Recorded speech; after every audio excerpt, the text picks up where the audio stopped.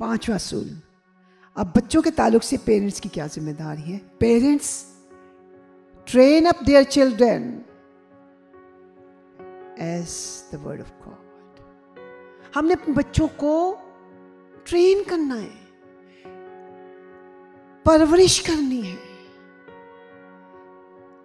कैसे करनी है? Very fame reference, and that is very very important. Today, once again, you listen and keep in mind, don't remove or forget any time from your minds what is the responsibility as a parents towards our children. What? Proverb 22 verse 6, that is very famous. लड़के की उस राह में तरबियत कर जिस पर उसे जाना है, वो बूढ़ा होकर भी उससे नहीं मुड़ेगा। लड़का means not that mean that only boys they are talking about. The word of God says means the children, boys and girls, sons and daughters. उस राह पर तरबियत कर। Again I will remind you that तरबियत करने वाला सबसे पहला फर्द कौन है? बोलिएगा, जितने भी दलेरी से बोलेंगे तो बहुत कुछ होगा। खुदा है, और ये खुदा के बाद ऐसे आज कौन है जी?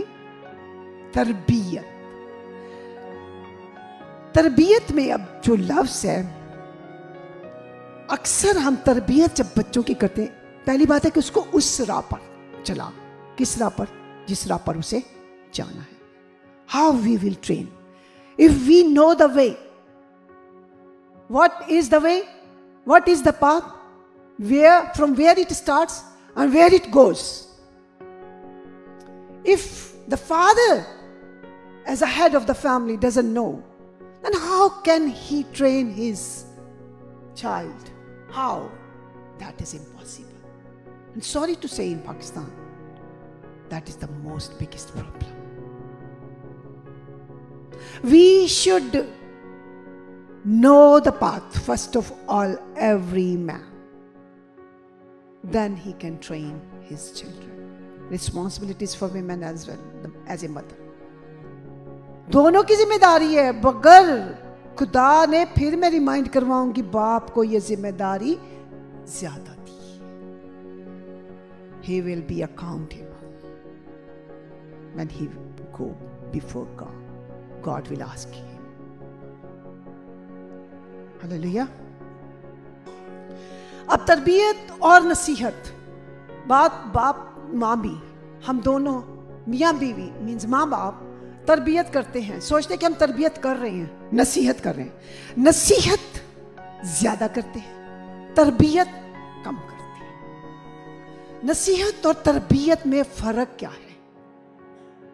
नसीहत सिर्फ नसीहत है, सिर्फ मुंह से निकलती है, सिर्फ हम अदा करते हैं, सिर्फ हम कहते हैं, उसका हमारी जिंदगी से कोई लेना देना नहीं है। Do you understand? Do you understand?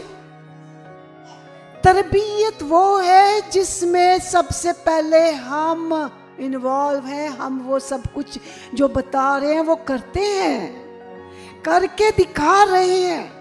कलाम अमल के बगैर बेकार है, नसीहत तरबियत के बगैर बेकार है।